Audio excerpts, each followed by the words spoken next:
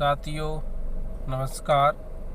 ये मेरा पार्ट 28वां है और मैं इस पार्ट में बताने वाला हूँ अपने पिताजी की रुचि यानी मनपसंद और उन्होंने पढ़ाई पढ़कर इंटर बीए कर उनकी रुचि किसमें आई, इस बात पर मैं चर्चा करने वाला हूँ। साथियों, मैं पिछले पार्ट में बता ही चुका हूँ कि किस तरह से हमारे दादा दादी ने और मेरे पिताजी को बहुत संघर्ष से और मजदूरी करके और पढ़ाया ताकि मेरा बच्चा कुछ आगे भविष्य में बढ़ सके और कई नई सोच निर्माण कर सके ताकि जीवन अच्छा सुखमय कर सके। इसलिए उन्होंने अपने बच्चे को पढ़ाया होगा, क्योंकि वो मेरे दादा दादी तो अनपढ़ ही थे दोनों। लेकिन दुर्भाग्य की बात यह है, कहते हैं जो कर्म हम करेंगे उसे देख दूसरे करेंगे। इसका मतलब ये होता है कि जैसे आप जो कार्य कर रहे हैं या बोल रहे हैं या कहीं जा रहे हैं या किसी से मिलने जा रहे हैं, जो हम कर्म करते हैं उसे देख दूसरे करते हैं। तो दूसरे का मतलब होता है, कहते हैं जो हम कर्म करेंगे उसे देख दूसरे करेंगे। इसका मतलब ये होता है कि दूसरे में आपका बच्चा ही आता है, क्योंकि आप जो कर्म करेंगे बोलेंगे जहाँ जाएंगे वो सर्वप्रथम आपका बच्चा ही उस पर निगाह रखता है और वही सर्वप्रथम सीखता है। वही हाल हमारे पिताजी के साथ हुआ, क्योंकि दादा दादी हमारे अंधविश्वासी थे, यानी बिना किसी वस्तु या चीज़ को बिना सोचे समझे स्वीकार कर लेना, उसे अंधविश्वासी कहते हैं। तो जैसे हमारे घर में साधु संतों का आवागमन रहता था और जैसे जैसे पूजा पाठ सिखाई थी वो हमारे दादाजी ने फॉलो किया था, और वैसे ही हमारे पिताजी ने देखा, उसी से पढ़ाई पढ़ ली। लेकिन जो उन्होंने अपने पिता के द्वारा देखा वो उन्होंने वही स्वीकार किया और उसी राह पर चल दिए, यानी अंधविश्वास।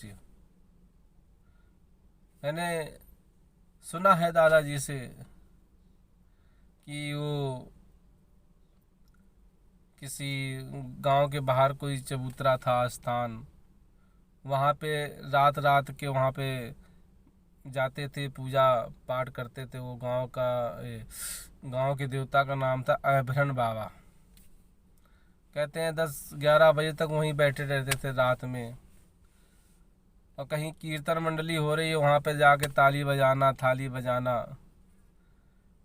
ये हमारे पिताजी की रुचि इसमें लगी। पढ़ने के बाद उन्होंने अपनी नई सोच को, पढ़ाई को आगे नहीं कभी सोचा ना विचार किया। और जैसे तीर्थ त्योहार आते हैं साल के, उन त्योहारों पे खूब पटाखे छुटाना, खूब उनकी तैयारी करना। उन दुर्गों पे वो गेहूं को बो देते हैं, उसको जवारा कहते हैं, उसको बोना। और इसी कर्म कांड में उनकी रुचि थी, क्योंकि हमें भी उन्होंने आरती पढ़ना बोलना सिखाई थी, जैसे क्योंकि वो पढ़े लिखे थे और हमारे दादा अनपढ़ थे, इसलिए वह दादाजी को हमको सबको आरती पढ़ के सुनाया करते थे और हम भी उसी में लगे रहे। जबकि पढ़े लिखे का काम ये नहीं होता है। पढ़े लिखे का कार्य होता है कि जो कुछ भी सुने उसको रिफाइन करना। जैसे उदाहरण के तौर पे उन्होंने हमें भी बताया हनुमान चालीसा पे कि हनुमान उसको सूर्य को निगल गया, अंधेला छा गया। इस तरह की कहानियाँ सब हमने पिताजी के और दादाजी के बीच में डिस्कस होता था और हम सुनते थे उस बात को। तो उनकी नई सोच नहीं बन पाई, इसलिए उनका जीवन भी अपने दादा जैसा ही रहा। क्योंकि पढ़ लिख करके अगर नई सोच, नया कार्य करते तो उनका जीवन अलग ही होता। क्योंकि पढ़ने लिखने के बाद हमें कुछ नया सोचना चाहिए, तभी तो हमें नया जीवन मिलेगा। कि हम पुरानी ही कार्यों में लगे रहें जो हमारे दादा ने किया। धन की कमी है वहाँ चले जाओ, सुख कोई आपत्ति आए तुम्हारे शरीर को, फलाने बाबा के पास जाओ, भभूत ले आओ या उसको लगा लो या खा लो। क्या इससे कल्याण हो सकता है किसी का? इसी चीज़ में हमारे पिताजी लगे रहे और पढ़ने लिखने के बावजूद भी इसलिए उनके जीवन में दुख का अभाव बहुत रहा और दुख को झेल ही रहे हैं वो बहुत मुसीबत के साथ।